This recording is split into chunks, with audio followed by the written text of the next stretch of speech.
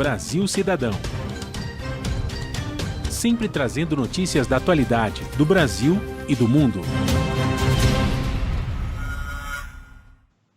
Olá, bom dia. Eu sou Joel Scala e começa agora o Brasil Cidadão, um programa do Observatório do Terceiro Setor. A decisão da Justiça de absolver um homem em setembro em Santa Catarina, acusado de estupro, provocou uma onda de protestos e coletivos feministas no país. O resultado do julgamento revelou uma triste realidade. O machismo brasileiro, em alguns casos, se sobrepõe à legislação e revela a desigualdade de gênero na sociedade brasileira. Indicador do Anuário Brasileiro de Segurança Pública informa que acontece um estupro a cada 8 minutos no país, totalizando mais de 66 mil casos de estupro e estupro de vulnerável, que são dados de 2019. O assunto de hoje é a justiça brasileira e a violência de gênero. Participam do programa de hoje Rafaela Reis, que é advogada atuante nas relações de trabalho, família e consumo. Ela é integrante da rede feminista de juristas e da rede FemiJuris. Cláudia Luna, advogada, presidente da Comissão da Mulher Advogada da Ordem dos Advogados do Brasil, Seção São Paulo. Você vai conferir as notícias do mundo com o repórter Alexandre Soares, direto de Nova York. E os destaques do site do Observatório do Terceiro Setor com a Júlia Pereira. E contamos com a participação do jornalista Franklin Valverde. Bom dia, Franklin. Bom dia, Joel. Bom dia, Rafaela. Bom dia, Cláudia. Estamos na terça-feira. O resultado das eleições de São Paulo te surpreendeu? Olha, Joel, pelos resultados e pelas últimas pesquisas, um pouco antes da eleição, não. Eu acho esperava os dois candidatos para o segundo turno mesmo, o Covas e o Boulos. O que me surpreendeu foi o número de votos do Boulos. O Boulos acho que conseguiu muito bem se desempenhar nessa eleição. Eu só espero agora, nesse segundo turno, né, que o mesmo horário para os dois, as propostas fiquem bem claras e os paulistanos decidam no melhor candidato para a nossa cidade. Você acredita que, com o resultado dessas eleições, o PT deixa o protagonismo e a nova esquerda assume o seu lugar? Quem está perdendo mais isso aí é o grupo da extrema-direita com o Bolsonaro. Acho que ele é o grande derrotado, nem tanto o PT. O PT, acho que ele ainda, digamos, ele perdeu um pouco o rumo depois de 18, né? Precisa se encontrar nesse novo rumo. Não só ele, como toda a esquerda, né? Acho que ela precisa começar a tentar se articular de uma forma conjunta. Coisa que não tem acontecendo, mas acho que o grande derrotado nessas eleições foi a extrema-direita com Bolsonaro e companhia. Bom dia, Rafaela Reis. Seja bem-vindo ao Brasil Cidadão. Bom dia, como vão?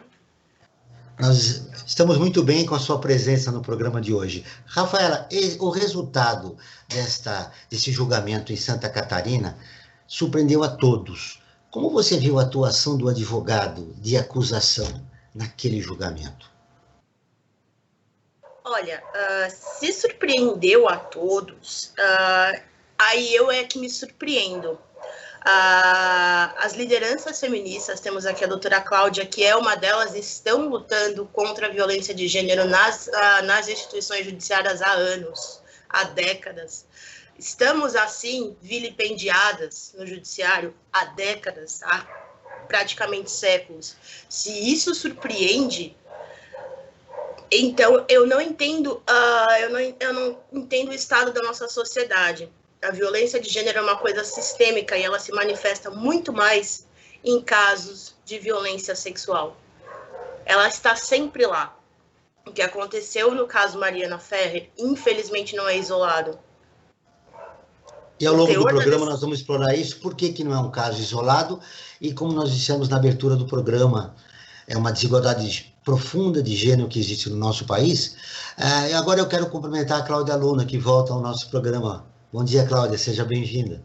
Bom dia, Joel, bom dia, Rafaela, bom dia, meu querido, também outro jornalista aqui presente.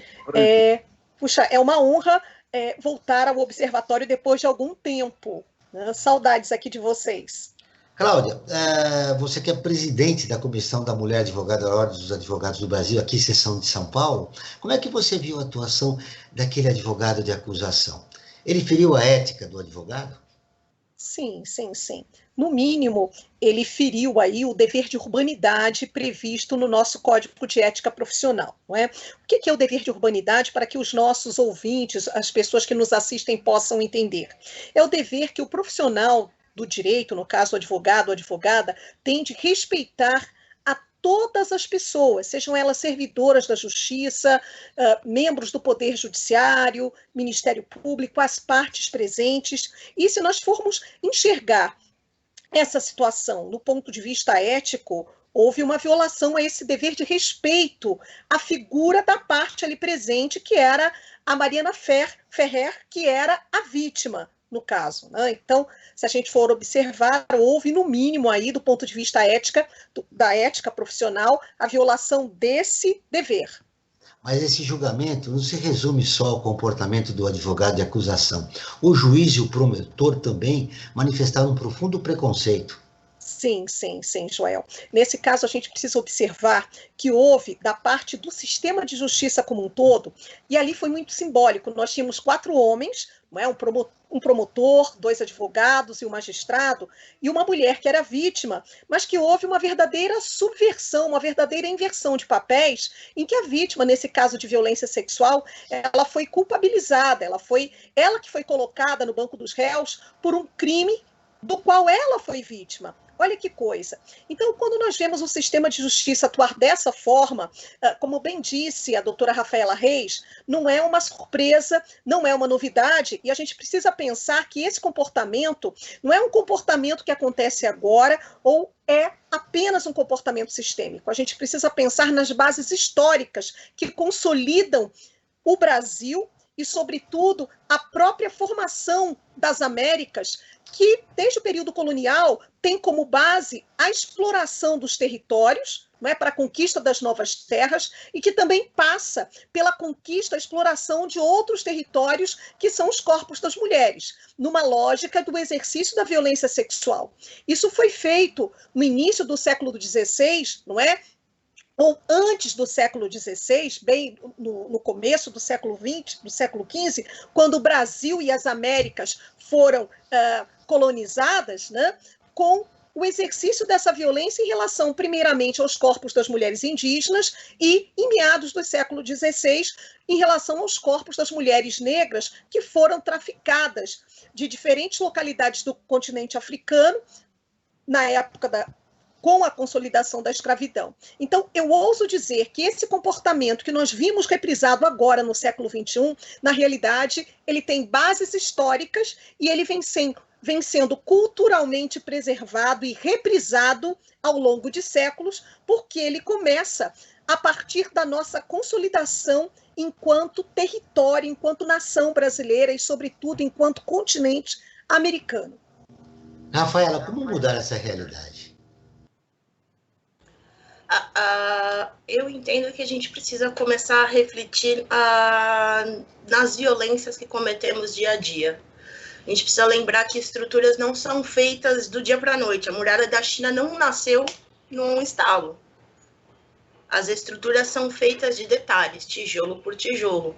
A gente tem que lembrar das pequenas violências que a gente comete no cotidiano, que acabam invisibilizando, objetificando, marginalizando mulheres, pessoas negras, pessoas indígenas, pessoas LGBTQIA+. A gente precisa lembrar dessas coisas, porque quanto mais a gente continuar validando as violências, mais elas vão continuar se manifestando dessa forma.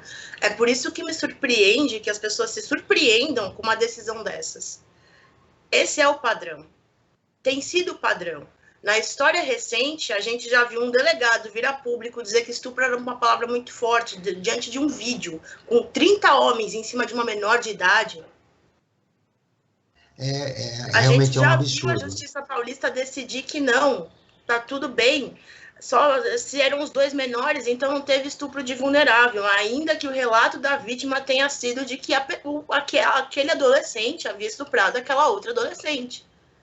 A gente já teve a Justiça Gaúcha na região sul, a gente já teve isso acontecendo. A gente já teve a Justiça Gaúcha declarando que, se você bebeu, então a culpa é sua do estupro. A gente precisa lembrar de onde a Lei Maria da Penha veio. as origens da Lei Maria da Penha não são bonitas, elas estão na região sul, o mesmo local onde todas essas violências se manifestam dessa forma tão, como dizer, dessa forma tão brutal, asquerosa.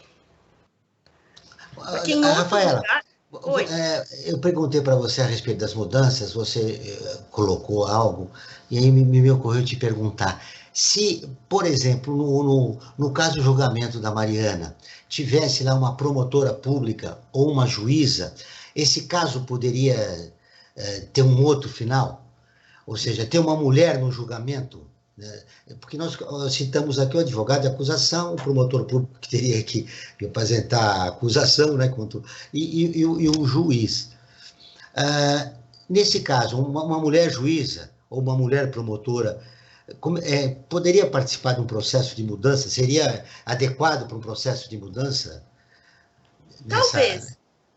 Eu entendo que seria mais adequado para o processo de mudança uma pessoa que ocupasse essas funções essenciais da justiça, que tivesse consciência do quanto essas violências atravessam os casos em que ela atua, seja homem ou mulher. Existem mulheres que ainda não têm a consciência de gênero que nós temos. Existem mulheres que estão aí nas redes sociais dizendo que a Mariana mereceu. Existem mulheres promotoras, juízas e advogadas dizendo isso.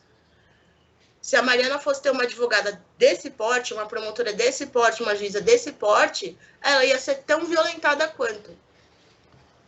Cláudia, a gente percebe aí que no país existe essa cultura e essa desigualdade, é uma cultura machista e uma desigualdade de gênero. Cláudia, pergunto a você, como a gente inicia um processo de mudança, sensibilizando, por exemplo, os agentes públicos que atuam no judiciário para compreender que a igualdade de gênero é fundamental para uma democracia como a nossa?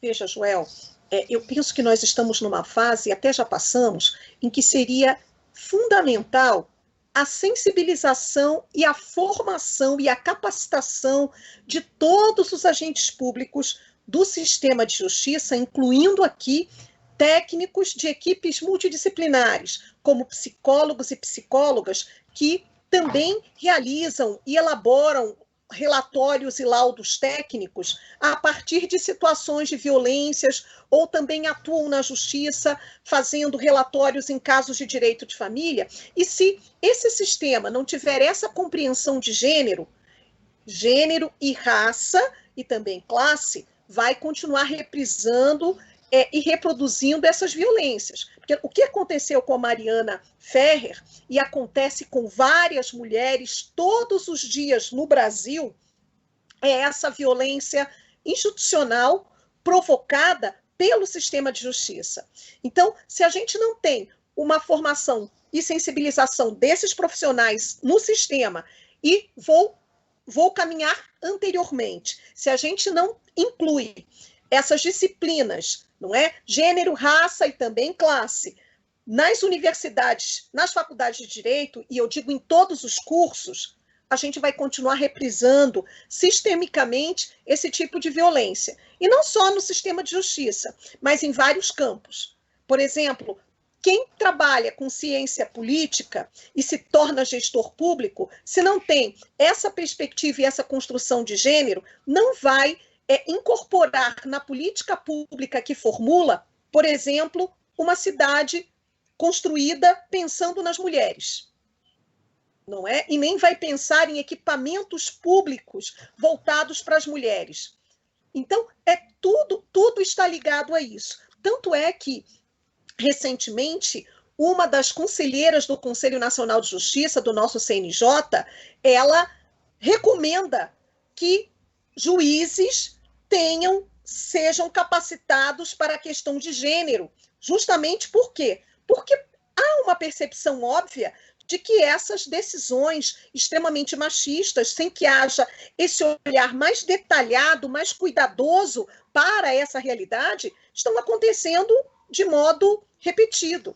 Então, a situação é essa. As instituições brasileiras refletem o preconceito que existe na sociedade, né? Sem dúvida. Vamos ouvir agora. Machismo e racismo estrutural, né?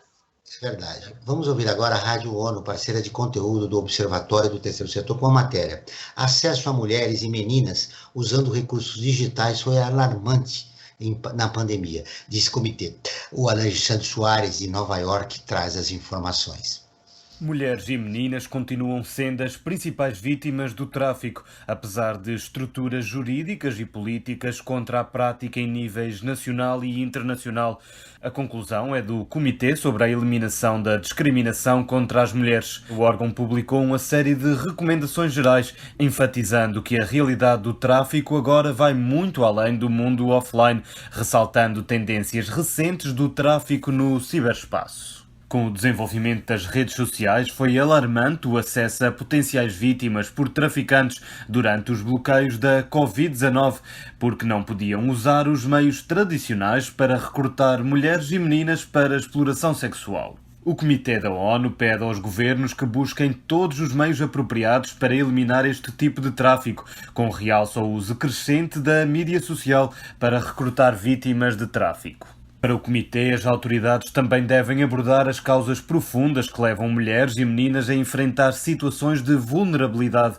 Estes desafios vão desde a discriminação baseada no sexo às injustiças socioeconómicas nos países de origem, as políticas de migração, com preconceito de género e sistemas de asilo em países estrangeiros, bem como conflitos e emergências humanitárias. O Comitê ressalta ainda a importância de sistemas abrangentes de proteção e assistência para ajudar pessoas deslocadas em situações como conflitos e emergências.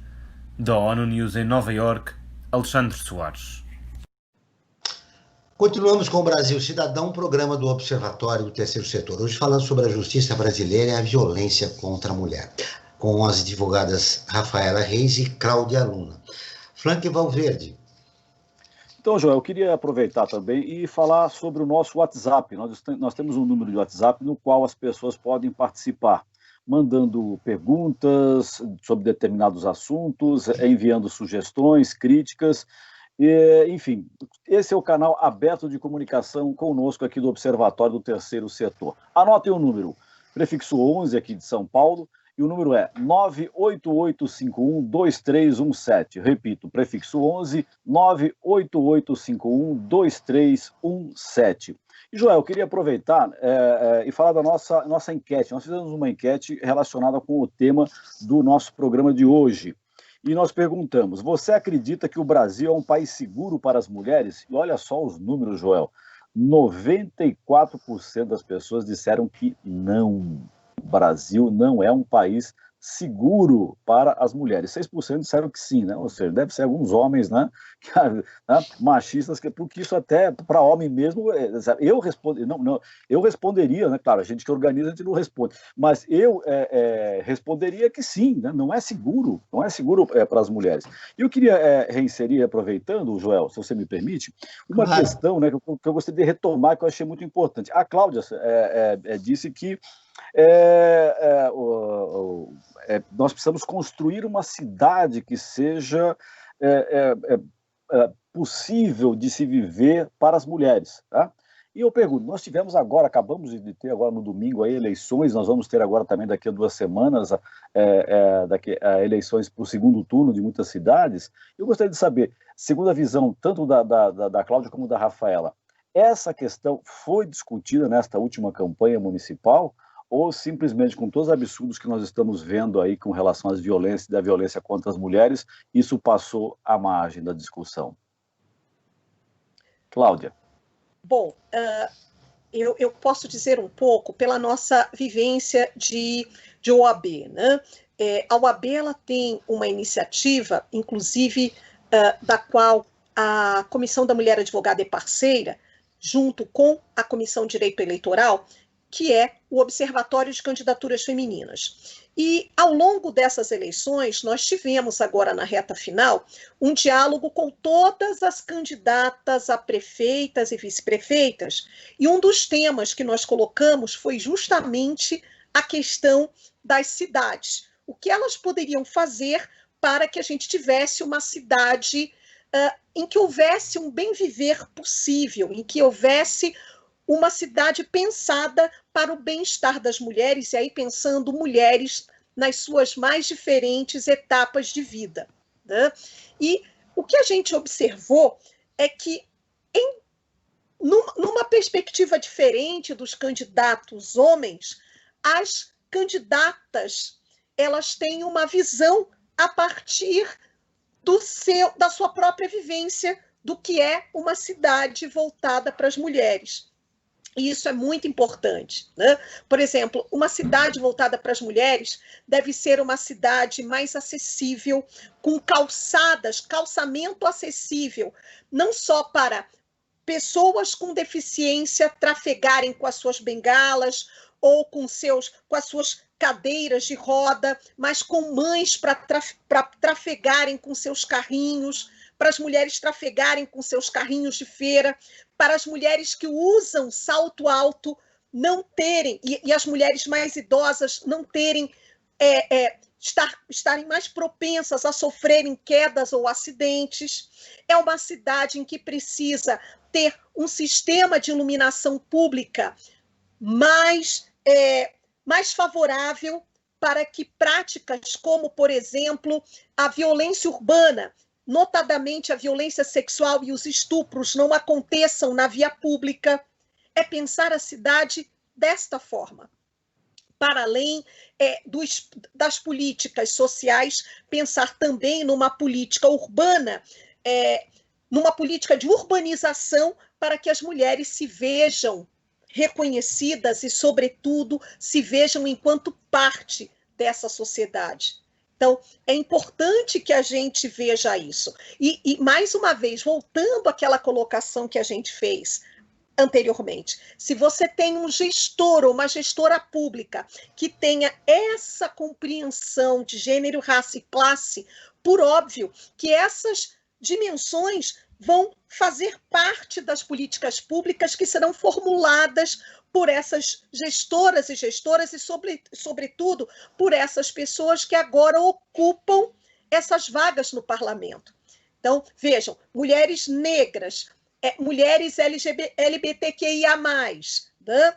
Mulheres periféricas, mulheres, a princípio, são esses corpos que enfrentam essas desigualdades marcadas nas nossas cidades pelo machismo e racismo estruturais e as questões de classe, se ocupam esse parlamento, vivendo isso na sua trajetória, por certo, vão trazer isso para as políticas públicas que irão formular. Então, isso, de certo, e eu tenho certeza que isso irá acontecer, irá trazer mudanças paradigmáticas para as políticas públicas da nossa cidade de São Paulo e penso que das outras cidades brasileiras onde nós tenhamos aí essa nova formação de Câmara Municipal. Rafaela. Eu concordo com a doutora Cláudia de forma irrestrita. Eu entendo que a violência política foi muito forte, ela é um reflexo das estruturas e violências de gênero no país e de raça também. Foi bastante forte, porém a consciência da população aumentou também. O cenário político nos mostrou isso. Nas eleições passadas, nas eleições retrasadas, a gente jamais poderia esperar que tantas mulheres negras ocupassem postos em locais assim estratégicos, locais simbólicos. No Rio Grande do Sul, em Santa Catarina, temos vereadoras negras agora. Onde isso aconteceu, onde essa expressão máxima de machismo aconteceu, temos feminismo negro ocupando o poder legislativo. Temos aí a chance de reeducar o judiciário, embora eu seja da opinião minoritária de que o judiciário não pode ser educado. As pessoas que assim se manifestam no judiciário, na advocacia, no Ministério Público, na Defensoria Pública, essas pessoas precisam ser removidas dos cargos e só assim a gente consegue promover uma efetiva onda de reeducação. A gente não consegue ensinar novos truques para o cachorro que já está idoso. A gente está aqui em São Paulo com uma estrutura legislativa totalmente diferente daquilo que estava antes. Então, a gente tem esperança, a gente tem muito mais esperança agora do que a gente tinha há 6 meses, do que a gente tinha há 1 ano, do que a gente tinha há 2 anos. Mas é uma luta constante, porque a gente tem essa presença enorme de mulheres negras, de mulheres LGBTQIA+, nas bancadas legislativas, temos prefeitas eleitas, temos prefeitas negras eleitas, mas também reelegemos Fernando Holliday. Olha só, Rafaela, você está registrando um avanço que aconteceu, mas as mulheres ainda são subrepresentadas na política. Os partidos políticos não cumprem as cotas para as mulheres. Como mexer nessa realidade que ainda os partidos permanecem como um partido só de homens, né? As mulheres ainda são minoria. A gente precisa pensar as estruturas partidárias como componentes essenciais dessas estruturas discriminatórias. As estruturas são feitas de detalhes. O man-interrupting que se pratica aqui vai se transformar num silenciamento efetivo na bancada. A gente já viu isso acontecer com a deputada Érica Malunguinho. Diversas vezes ela é violentada enquanto está em poder da bancada. A gente já viu isso acontecer com Marielle Franco.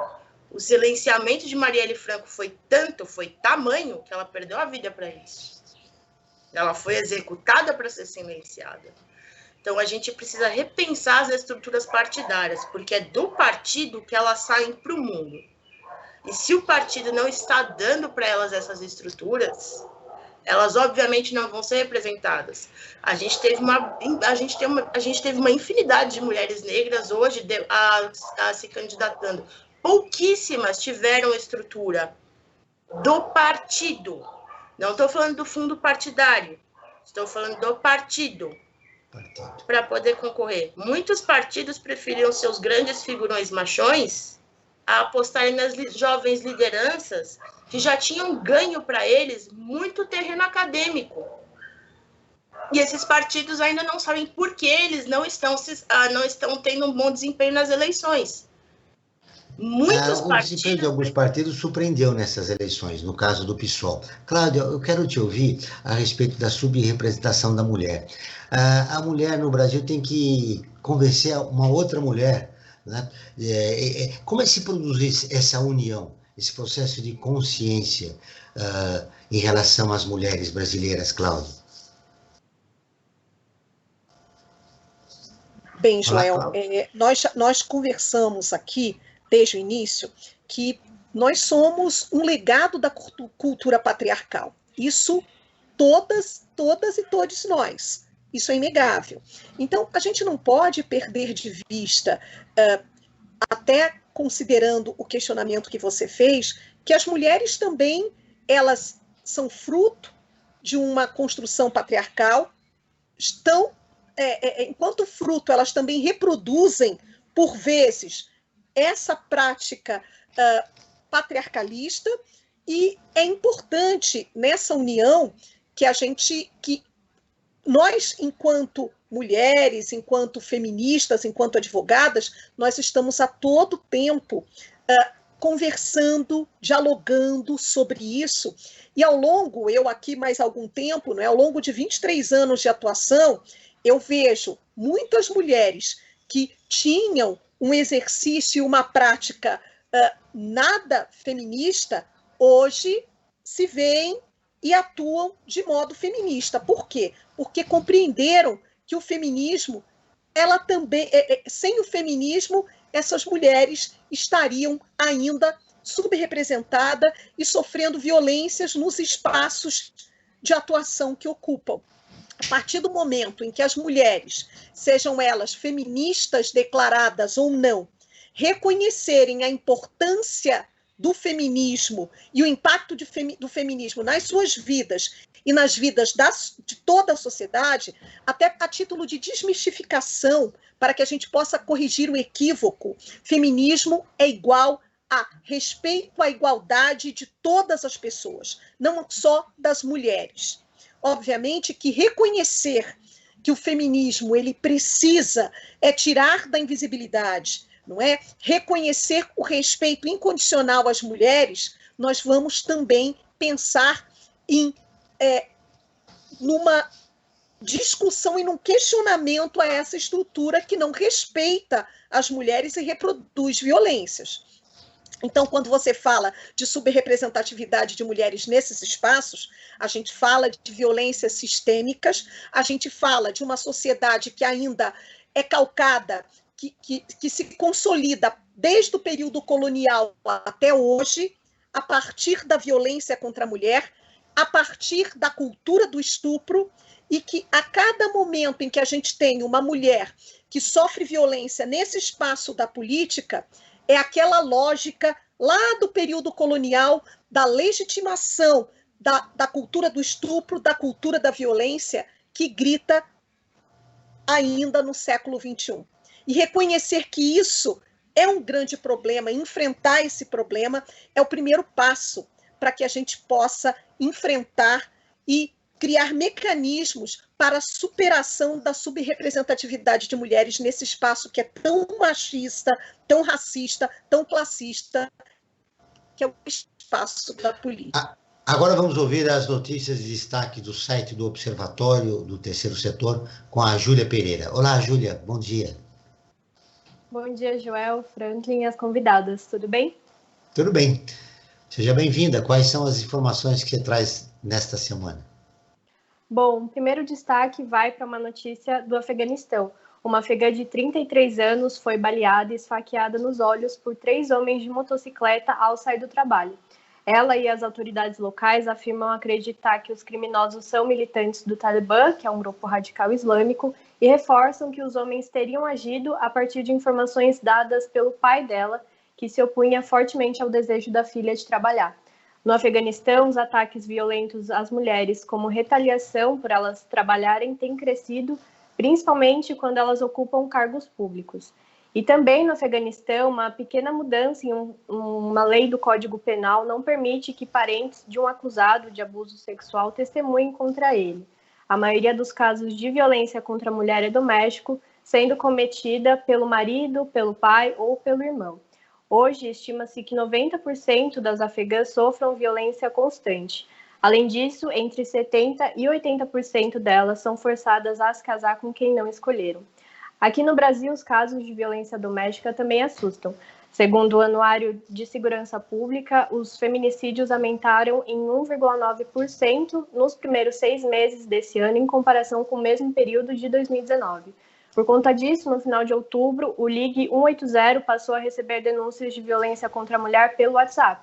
O serviço foi lançado pelo Ministério da Mulher, Família e Direitos Humanos e as denúncias podem ser encaminhadas pelo aplicativo de mensagens pelo número código 61996565008.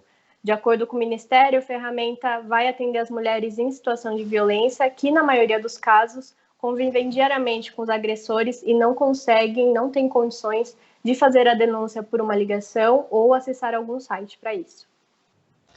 Muito bem, Júlia, obrigado pelas informações. Você volta na próxima semana. Franklin, essa onda conservadora do mundo trouxe também violência contra as mulheres. É um absurdo. É verdade, Joel. A gente percebe que isso não é um problema só brasileiro, é um problema mundial, né? Em todos os lugares que nós olhamos, nós vemos um grau menor, um grau maior, mas ainda o pessoal, digamos assim, está no século XX, século XIX, ou seja, não chegaram ao século XXI, né? A gente pensa que o século XXI, né, a gente pensava, nós que somos todos, né, que viemos, né, do século XX, a gente esperava que no século XXI nós temos uma visão um pouco mais progressista do mundo, que nós estivéssemos numa outra situação, mas nós não estamos. E sempre que a gente fala em tentar mudar essa situação, né, principalmente a situação relacionada com a mulher, me vem à mente a questão da escola, do ensino, né, a forma de nós estarmos formando novas gerações. Eu gostaria que a Rafaela e a Cláudia colocasse aqui para nossos e as nossas ouvintes o que a escola poderia fazer para mudar esse comportamento machista que permeia toda a sociedade brasileira. Rafaela. Obrigada pela oportunidade. Nós temos escolas públicas que já trabalham as questões de gênero em sala de aula já no prézinho. A gente tem aqui a EME Gabriel Prestes, que está aqui no centro de São Paulo, que trabalha bastante os papéis de gênero, os estereótipos de gênero e a desconstrução deles, não só com as crianças, mas também com os pais. Se a gente tiver um ambiente escolar um pouco menos isso é de menino e isso é de menina, a gente tiver um ambiente escolar um pouco menos meninas, vocês vão agora vestir rosinha, meninos, vocês vão vestir azul. Se a gente tiver um ambiente menos assim, a gente já consegue avançar bastante. A gente tem esse problema de gênero, as violências de gênero, elas começam a se manifestar quando a gente começa a reforçar alguns estereótipos de gênero de uma forma um pouco agressiva, na infância já. Isso dá problemas tanto para as mulheres quanto para homens, afinal de contas, é aqui que a gente começa a trazer conflitos na masculinidade, é aqui que a coisa fica tóxica, é aqui que o tal do papel de homem começa a se moldar, e é daqui que a criança não consegue depois sair, não consegue ver a mulher como uma outra pessoa, consegue só ver aquela mulher como algo menos que pessoa, como um objeto. E é aqui que a gente vai ter depois, na adolescência, na vida adulta, essa coisa de exercer o poder sobre o corpo daquela mulher a ponto de termos um estupro, que depois é levado para o judiciário e é visto dessa forma que foi o caso Mariana Ferrer, que é a maioria dos casos de violência sexual no Brasil. Então, se a gente for começar a tratar isso na educação, a gente precisa olhar escolas como a Gabriel Prestes, a gente precisa olhar escolas particulares que trabalham as questões de gênero de uma forma de uma forma diferenciada, a gente precisa parar de só oferecer balé para as meninas nas escolinhas particulares e oferecer o judô só para os meninos, e encrencar com as mães que querem que suas filhas façam judô e seus filhos façam balé. São pequenas coisas, mas é assim que muralhas são construídas. Tijolo como é que se desconstrói, né, esse papel social do menino e da menina, do jovem e da jovem, Cláudia? E qual o papel da educação nessa mudança? Bem, a Rafaela já disse tudo, não é? Eu vou falar aqui da minha experiência enquanto mãe. Eu tenho 2 crianças, um de 11 e uma de 3 anos e meio, e desde a mais tenra idade, os 2 na escola, eu sempre observei essa forma que a escola educava a partir da construção desses papéis sociais de gênero. Então, eu vejo o meu filho, desde pequenininho, brincando, tanto com a boneca como a bola, trocando os brinquedos, usando rosa e sendo criado para ser um homem que, no futuro, possa respeitar as mulheres. Assim como eu vejo a minha filhinha de 3 anos tendo outras possibilidades de brinquedo que não apenas a boneca, o carro, ela joga futebol, e eu percebo desde pequena que é uma criança empoderada, né? Que é uma menina que vai saber se colocar, que tem uma personalidade que não é qualquer, que questiona, não é? Então, isso é muito importante. Se você garante às crianças desde cedo possibilidades, obviamente, na adolescência, na juventude, elas também estão preparadas para esse mundo e, sobretudo, para identificar as desigualdades estruturais de gênero e raça. Então, se a gente começa a consolidar isso desde a base, ou se ainda não fez isso na base, começa a discutir isso agora na adolescência e para a juventude, as possibilidades de mudança e de nós termos jovens, adolescentes protagonistas para que possam perceber, não só questionar, mas intervir nessas estruturas que reproduzem essas desigualdades estruturais e estruturantes é muito maior. Então, por que não a gente pensar nisso e começar a agir a partir dessas dinâmicas, não é? É importante reagir nessa direção, mas os seus filhos são uma exceção na sociedade. Como é a relação que eles têm com os amiguinhos que recebem uma educação totalmente diferente? Eles questionam e criticam, e falam mesmo, tá errado isso aqui, né? Tá errado. Aí outro dia a pequenininha falou, mãe, o meu amigo falou que eu não posso jogar futebol e eu digo que eu jogo sim, que menina pode. Então eu muito falei, bem, eles estão se adaptando esse como disse você, é um processo de mudança. O Rafaela, o Observatório, ele tem uma campanha permanente, direitos humanos são direitos de todos. A nossa grande dificuldade é atingir o público conservador, a respeito da importância dos direitos humanos.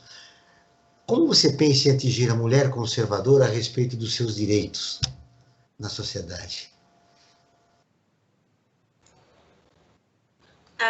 É um assunto delicado? Porque para a mulher conservadora, admitir, discutir, ouvir, discutir qualquer coisa que a gente esteja discutindo hoje significa renunciar a grande parte de seus princípios, se não todos. E aqui a gente tem um conflito filosófico de proporções dantescas. É meio difícil você renunciar a tudo que te forma. Peço desculpas, acabou de passar um helicóptero aqui. É difícil renunciar a tudo que te forma, ainda que aquilo que te forma esteja em prática e efetivamente te deformando, te desformando, até que você seja nada. É uma abordagem difícil, é uma abordagem um pouco mais problemática, um pouco mais lenta e um pouco mais custosa. Porém, o que eu diria nesse exato momento, para que elas começassem a pensar nos direitos humanos, é que elas são humanas também. Os direitos humanos não são dos manos, eles não são só dos N movimentos que elas acreditam que estão lá para comer as criancinhas, para tirar a casinha delas. Não é isso. Direitos humanos são aqueles direitos que são próprios de todas as pessoas no mundo, no universo. Vai que tem o planeta Terra 3.0 daqui 3 anos-luz, e a gente não viu ainda. Direitos humanos são para todos, incluindo elas. É que a gente precisa defender esses direitos mais para aqueles que elas não acham que são gente. Mas os direitos humanos são basicamente isso, declarando que todo mundo é gente, todo mundo tem direito. Até quem elas acham que não tem direito. Até quem o mundo faz não tem direito, tipo elas. Ô, Frank, eu já começaria a conversa assim. Você é professor universitário, além de jornalista, né? Você consegue dividir a sua vida nessas duas profissões, professor universitário e jornalista. Você já percebeu as suas alunas na universidade, uma mudança? Ou você acha que a mulher jovem ainda, na sua maioria, está incorporando esses preconceitos contra a mulher que existem na sociedade? Tem uma mudança, assim, sensível, né? Eu já sou professor praticamente há uns 20 anos, né? Jornalista muito mais, mas a professora há uns 20 anos. E de quando eu iniciei na docência para hoje, eu percebo que as meninas que vêm com seus 20 anos, elas vêm numa postura totalmente diferente, né? Elas vêm e conversam com os homens de igual para igual, como tem que ser, né? Eu acho que não tem que ter essa diferença. Mulher é igual a homem. Não tem diferença. Tem diferenças biológicas, tal, sim, mas aí todo o ser humano tem as suas diferenças. Agora, em termos sociais, não tem diferença. Acho que a mulher tem que se colocar em pé de igualdade, né? Não tem que ter esse trabalho. E, claro, é uma desconstrução muito grande, porque há séculos que o homem foi formado, a cabeça do homem foi formada. Nossa geração, né, Joel? Nós tivemos uma formação e a gente tem que, dia a dia, né, se questionar e repensar uma série de coisas que a gente vivenciou e que nos parecia até correto, porque nos foi ensinado dessa forma, mas a gente vê que não é, o mundo é outro e você tem que trabalhar isso de uma maneira diferente, né, e inclusive não só trabalhar, como possibilitar essa transformação, né? Se você, como a questão das mulheres, como a questão do racismo, né? As pessoas falam, eu sou antirracista, mas vem cá, você vota em pessoas negras? Acho que você tem que ter essa postura. Você vai lá, não, eu sou antirracista, eu voto em pessoa negra também. Por que não? Sou branco, mas eu voto em pessoa negra. Por quê? Porque está com uma plataforma que eu concordo, que o mundo tem que ser transformado. Da mesma forma, votar em mulher, né? Eu particularmente, sou tranquilo, porque eu já votei, né? Não vou dizer o nome aqui, porque acho que fica complicado, né? Até desagradável. Mas eu votei na última eleição para vereador, numa vereadora negra. Acho que infelizmente não foi eleita, mas enfim, acho que é uma construção. E, João, falando em construção, eu quero aproveitar o momento e falar também da nossa campanha, que acho que é um momento para se questionar todas essas questões, colocar essas questões em discussão, que é o Observatório em Movimento, que é uma iniciativa que nós tivemos, né, o Observatório, eu digo nós, o Observatório, não eu pessoalmente, o Observatório, enquanto o nosso grupo, que tem por objetivo informar, dar dicas, sugestões, através de especialistas, sobre esse momento que a gente está vivendo de pós-pandemia. Como nós vamos fazer para entrar nesse novo mundo, né, que a pandemia nos colocou para questionar. Ela ainda existe, né, ela está aí, a pandemia não passou, mas digamos que as atitudes e o mundo está tentando se reinserir de uma maneira diferente. Para isso eu convido que todos e todas acompanhem os conteúdos no nosso site www.observatório3setor.org.br e também nos acompanhem em nossas redes sociais, no facebook.com/observatório 3 setor, no Insta, @observatório 3 setor, YouTube, para completar, youtube.com/observatório 3 setor. Eu queria inserir uma questãozinha também, Joel, que eu acho importante para dar uma clareada, né, na nossa discussão. A nossa legislação com relação às mulheres, tá? Ela funciona ou ela precisaria ser modificada? E se ela precisa ser modificada, quais os pontos que nós deveríamos trabalhar, tá, para mudar na nossa legislação? Nós estamos aqui com duas juristas, é importante elas colocar onde que poderia estar mudando a nossa legislação para avançar com relação a essa questão, e há outras também importantes para toda a sociedade. Vamos ouvir as nossas duas convidadas, lembrando que nós já temos duas leis, né, do feminicídio e da Maria da Penha. Elas são suficientes? Precisam de mais leis? Ou só o cumprimento delas seria muito importante? Começamos com você, Rafaela. Entendo nesse ponto que a gente precisa de estruturas legislativas um pouco melhores. Só tratar o feminicídio e só tratar a violência doméstica não dá. A gente precisa tratar outras violências de gênero que, embora estejam abarcadas e englobadas por outros corpos legislativos, elas não são exatamente cumpridas, não são exatamente observadas. Exemplo básico e triste para nós é o assédio moral. A gente tem pelo menos 5 leis diferentes que tratam assédio moral, porém, é ainda a realidade de muita gente. Aliás, agora, nesse momento, tem alguma mulher sofrendo assédio moral em algum lugar desse Brasil. Várias, inclusive.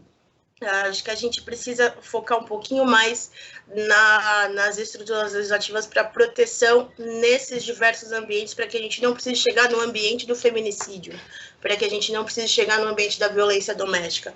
A gente precisa melhorar a legislação que a gente tem no que tange o estupro, para que a gente não precise chegar e fazer uma série de programas abordando o equívoco existencial cometido pela advocacia, cometido pelo Ministério Público, cometido pelo Poder Judiciário na absolvição de um homem, aludindo à existência do estupro culposo e aludindo que a culpa é da vítima por beber. A gente precisa melhorar bastante, a gente precisa trazer mais, precisa educar as pessoas para cumprirem a lei. Porque cumprir a lei não é o que elas acham que elas têm que fazer, é seguir aquilo que diz. É entender a origem daquilo que está ali dito. E é fazer essa origem ou se reverter ou se concretizar. É assim que a gente vai para frente. Cláudia Luna, quero a sua opinião sobre isso, da pergunta do Franklin. Bom, segundo a Rafaela, nós temos que mudar algumas estruturas e a legislação. Você também acredita nisso? Acredito nisso e também vou um pouco mais além. Eu acho que para além de você mudar algumas estruturas legislativas, algumas legislações, é importante também mudar a cultura e a postura de quem aplica essas legislações. E essas pessoas que aplicam essas legislações, que são intérpretes da lei e que constroem as legislações, precisa mudar a partir do momento em que essas pessoas reconhecem que estão reproduzindo essas desigualdades estruturais e estruturantes, que são o machismo, o racismo, o sexismo e o classismo na sociedade. Então, a partir do instante em que nós tivermos aplicadores e aplicadoras da lei, não é? Intérpretes dessas legislações, pessoas que pensam e constroem essas legislações e pensam essas leis, estão nesses sistemas, pensando, incorporando, reconhecendo que precisam ter um cuidado maior, precisam reconhecer essas desigualdades estruturais. A partir daí, sim, nós vamos mudar essas estruturas, porque é necessário que nós não sejamos ingênuos, nem ingênuas, né? Essas estruturas, elas são feitas por pessoas, de pessoas e para pessoas. E reconhecer isso já é um passo para existirem mudanças ou se construírem mudanças e, sobretudo, transformações estruturais daqui do presente para o futuro. A gente fala sempre violência física e sexual contra a mulher, mas existem outros tipos de violência, que é a violência patrimonial, a psicológica, a econômica. Como sensibilizar a mulher? Porque a gente sempre fez nesse foco, o estupro, a física, a mulher foi agredida por um companheiro, pelo namorado, enfim. Mas existem outros tipos de violência que é importante vocês falarem para compor o ideário, né, desses problemas que envolvem as agressões contra a mulher no nosso país. Sem dúvida, Joyce, somos a 5 minutos. Uhum. Então olha, nós vamos dar 30 segundos para a Cláudia responder essa, porque eu tenho mais uma pergunta para as duas. Então, eu acho que até complementando uma outra pergunta que vocês fizeram para a Rafaela, como falar com as mulheres mais conservadoras, eu acho que é importante também para nós, a gente precisa ter uma estratégia de abordagem. Como a gente fala para determinados grupos para tocar as mentes e os corações, não é? Eu falo, nós falamos, né, a Rafaela e eu, desde mulheres periféricas até mulheres que estão em altos cargos de corporações. Agora, a maneira de falar para atingir o coração dessas mulheres é que precisa ser estratégico. A forma que eu falo lá e cá precisa ser muito ilustrativa para que eu possa alcançar os sentidos dessas mulheres. Os exemplos, quando você fala utilizando exemplos que possam estar sintonizados às vidas daquelas mulheres, elas entendem e compreendem mais. Quando eu falo, por exemplo, para as mulheres de igreja, que desigualdade de gênero, eu não posso falar, mas quando eu falo em julgo desigual, elas entendem, não é? Ou seja, adaptar o diálogo e o discurso para vários grupos de mulheres que existem na sociedade. Exatamente. Como nós estamos no final do programa, Cláudia, eu queria fazer uma pergunta em cima do nosso Observatório em Movimento. Como será o mundo, como será o Brasil? E eu quero ouvir de vocês como serão as mulheres na pós-pandemia. Sabemos que a pandemia resultou em 7 milhões de mulheres desempregadas. Elas saíram do mercado de trabalho. Você é otimista na pós-pandemia? Como é que você espera, em 1 minuto, as mulheres na pós-pandemia, segundo a visão da Cláudia Luna? Bom, infelizmente, as mulheres no pós-pandemia, e não sou eu quem estou dizendo, já dizia Ban Ki-moon, secretário-geral das Nações Unidas, desde 2014, que as mulheres e o mundo está impactado por essa violência que é global. Toda essa violência de gênero impacta as mulheres globalmente, né? Aqui os informativos da ONU disseram isso.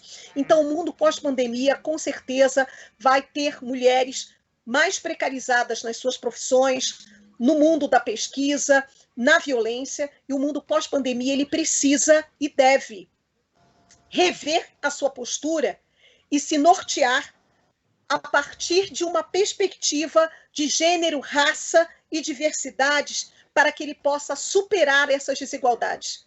Muito bem. Porque senão a gente não vai resolver isso. Como superar essas desigualdades? Como será a mulher na pós-pandemia? Em 1 minuto, Rafaela. Agradecendo a você pela entrevista no programa de hoje. Super agradeço o espaço, Joel. Eu acredito que a mulher, no pós-pandemia, ela acaba saindo mais forte. Quando a gente fala que a mulher saiu do mercado de trabalho, a gente precisa lembrar que a mulher sempre perseverou, a mulher é guerreira. Ela pode não estar no mercado formal, mas é ela que está se arriscando no mercado informal a pandemia inteira. É ela que está lá se arriscando. E ela vai acabar saindo mais forte, porque ela vai sair mais unida. Eduquemos os homens e nos fortaleçamos. Juntas somos mais fortes. E juntos somos todos melhores. Então vamos assim. No programa de hoje, nós apresentamos a visão de duas advogadas a respeito das condições da mulher no Brasil e na pós-pandemia. O Brasil Cidadão está terminando. Eu agradeço a presença de Rafaela Reis, advogada atuante nas relações de trabalho, família e consumo. Ela é integrante da Rede Feminista de Juristas. A Cláudia Luna, que é presidente da Comissão da Mulher Advogada da Ordem dos Advogados do Brasil, a OAB de São Paulo. Esse programa foi produzido pela equipe do Observatório do Terceiro Setor. Na próxima quarta-feira, às 9 horas, não percam. O nosso programa Observatório na Brasil Atual terá importantes convidados que vão falar sobre o racismo na sociedade brasileira.